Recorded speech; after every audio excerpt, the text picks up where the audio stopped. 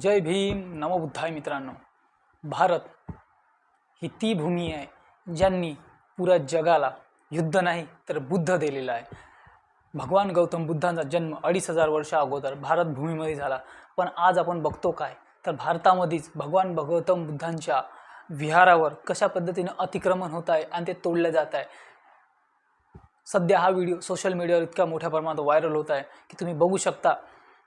हे माझ्या बाजूने चाललेला हा व्हिडिओ असं म्हणतात की ही घटना बुद्धभूमी फाउंडेशन अशोकनगर वालधुनी कल्याणची म्हटले जाते. तिथे बौद्ध भिक्षू भगवान बुद्धांच्या स्तूपाला भगवान बुद्धांच्या विहाराला वाचवण्यासाठी म्हणजे ते अतिक्रमण तिथे आलेले आहे. पोलीस प्रशासन बघा कशा पद्धतीने ते तोडत आहे आणि बौद्ध भिक्षू त्याला वाचवण्यासाठी किती मोठ्या प्रमाणात लढा देत आहे हे ह्या व्हिडिओवरून क्लिअर कट दिसेल. मित्रांनो, तुम्हाला एक गोष्ट सांगू इच्छितो की भगवान गौतम बुद्धांच्या 2500 वर्ष अगोदर भगवान गौतम बुद्धाचा जन्म झाला.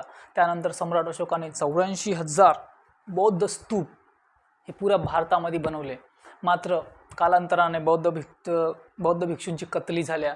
त्यानंतर हजारो बौद्ध विहार कुठं गेले काय गेले हे कोणालाच माहीत नाही.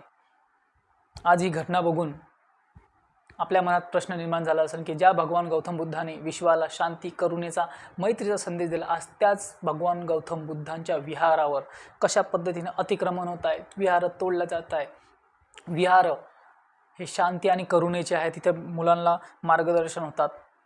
आज बौद्ध भिक्षू बघा कशा पद्धतीने ते विहार वाचवण्यासाठी लढा देत आहे, कशा पद्धतीने नारेबाजी देत आहे, आपल्या जीवाची बाजी लावत आहे.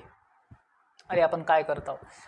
नुकताच काही दिवसा अगोदर म्हणजे तुम्हाला बघू शकता काही कालांतरापासून महाबोधी महाविहार हे मुक्त करण्यासाठी BT ॲक्ट रद्द करण्यासाठी हजारो बौद्ध भिक्षू हजारो आंबेडकरी समाज रस्त्यावर उतरलेला आहे. पण त्याची आणखीन काही सुनवाई झालेली नाही आहे.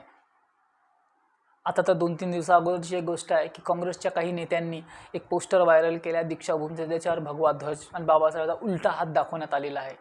म्हणजे हे किती जाणून बुजून का होईना असं म्हणावं लागेल की बौद्ध लोकांना टार्गेट होत आहे.